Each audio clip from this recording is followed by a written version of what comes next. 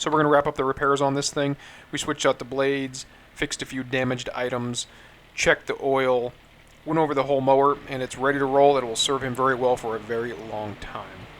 Hope you guys enjoyed. I hope you got something out of this one.